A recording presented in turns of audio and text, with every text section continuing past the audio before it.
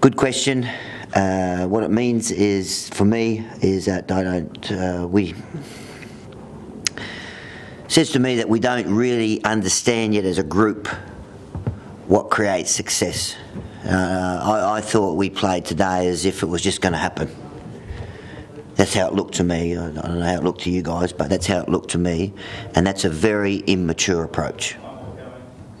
So we need to be really strong as a group and identify that, and I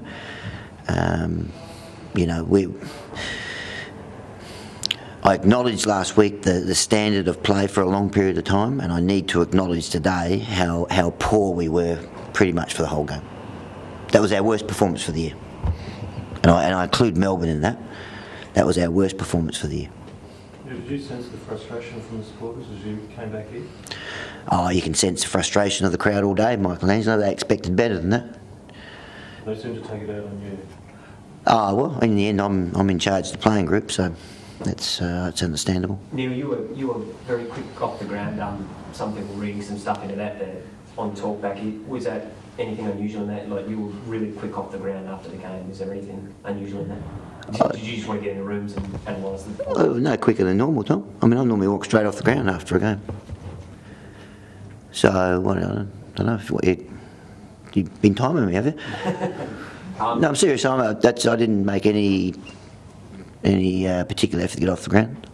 We obviously know how passionate this town is, and a performance like that, does that create a lot of pressure now for you and the playing group to perform next week? Absolutely.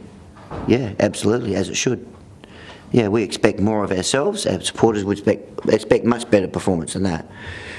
Against the side, I might add, that's probably had a similar profile to what we've got. So we're not interested in talking about inexperience. I mean, the Brisbane Lions not dissimilar to what we've got. Really poor performance, really poor. So I just keep pulling back to some of the really good stuff we've seen this year, and that's our reference point. We just got to try and make sure we get back to playing that sort of football. Was it just the decision making, did you feel today, that really let you down? Oh, the whole thing. I mean, we were fumbly, we were over handballed. I didn't think we hit through the ball. We were indirect. We didn't play like millionaires, but we played with an attitude that, we'll be okay. I don't know what gives us the right to play with that attitude. If I've detected it correctly. Neil, what did you say to the players after the game? What message did you give them? We just spoke about the attitude. About the attitude that I thought of what I thought was on the day.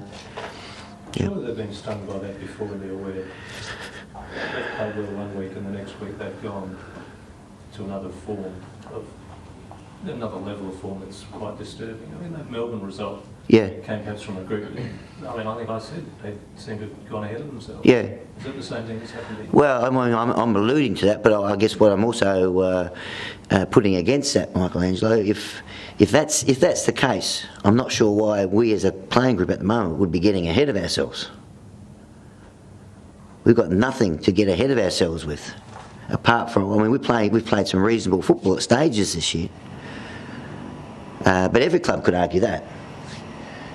So that's the disappointing part for us, is that to go from so good last week for a long period of time. People could say, well, what about the last quarter? That's just a continuation on what we saw today. No, it wasn't. To that sort of discrepancy is where we've got to spend a lot of time. Would you accept criticism of yourself about the selection that you made for this team this week? What areas? I'd still argue that Bernie Vince should have played today. Yeah.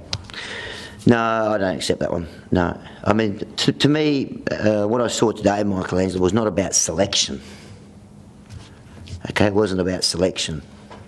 I saw us as a group perform very badly. Now, if you want to try and weave into that the selection of one player that causes that, I mean, I'm happy to debate that. So, no. Neil, the game last week, we're all looking for answers here. Yeah. The topsy-turvy nature of the players' emotions last week. have any impact on their Don't know, John. mindset today? I mean, it was certainly a big game of footy last week, you know, and the emotion of it, the highs and lows of the performance. But we've got to be better than that. And we've had 7 days to prepare for this game. 7 days to prepare for it. So put it to bed. You know, both of the really positive stuff and also the negative stuff gone. And we're just really poor today. Well, when you say that you thought the players just thought it would happen, I mean, after last week they must have known that it might happen for 3/4. Yeah, you think so, wouldn't you? So Now, that's only my quick assessment at the moment. Okay, and I'm basing that on what I know about the players and the way we play our footy and what our expectations are and some of the things that we can do really well. And I just believe that that was a very immature approach and game today and performance. A very immature performance from us as a club. How stunned were the players after the last quarter of last week? Oh, they were stunned, as they should have been, as we should have been. Were they shocked? Well, stunned, shocked. Put some more words into it. You understand what we're talking about? Neil, your best has been very good this year, but the poor has been quite poor. How do you bridge that gap? Keep identifying it, Tom, and look at, you know, when we are playing at our absolute best, you know, what it looks like and what creates it, and then you compare it to when we are very poor, what creates it.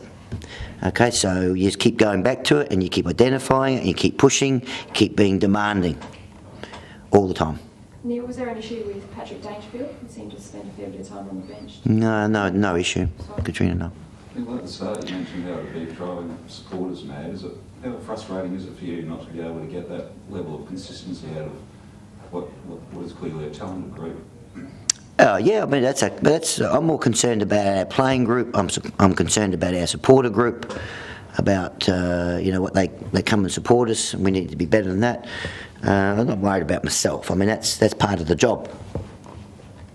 To put up with, you know, the highs and the lows and the consistencies and the inconsistencies. That's okay, Steve. It's more about working with the group and our other coaches, and, you know, having a degree of empathy with our supporters. Neil, Yeah. you went long into the forward line a lot today. Yeah. Is that the game plan, or did you expect the midfielders to be hitting those leading forwards a bit better? Certainly wasn't our game plan. We went long, we went indirect, we went just kick it in. Hopefully someone can take a mark. So we didn't show anything in terms of our ball movement pattern today in comparison, say, to last week. Do you look at your forwards to lead up to it, because they seem to be leading back into the goal square? No, look. If you can get to look at the vision behind the goals, you'll see a combination of leads. But when we're in our mode today, I mean, nothing looks like everything's, you know, just going everywhere. Does that explain them not being able to take a strong mark in sub 50 as well? Supply or their attitude? Well, our supply was 53 to 42, so, but it's the quality of supply, and also aerially all over the ground I thought we were really poor. There were times in the forward line I thought we would have given a much greater contest with the personnel that we've had up there. We've got some really competitive players in general that play in our forward line, and yet it's sort of just taking catch after catch. So where's this group at? They're at where they've got an appreciation that they've played some good football, but they've also got a very strong appreciation of, at the other end, you know, of the lack of quality that we can serve up, and that's the most frustrating part for everybody. So it's not as if we haven't seen any good football all year, and that's where we just that's our benchmark. So once they can do it once or 2 or 3 times throughout the year, we've seen it. That's why we keep pushing back to that, and we keep being very demanding. You've got great faith in your players, but after a performance like that with Vince doing on the SANFL, do you forecast that changes this week? Well, yeah, you look at changes, and we had some good performers in the SANFL. Bernie was good yesterday. Brad Moran's now played 3 or 4 games for West Adelaide. Jack Gunston, who went back to Centrals from all reports, was very good. Andy Otten's now played 2 games, and it's important that we get him back into form. Brad Symes was very good for Centrals. I haven't caught up with the other reports, Tom. So there's, yeah. So we'll look at that.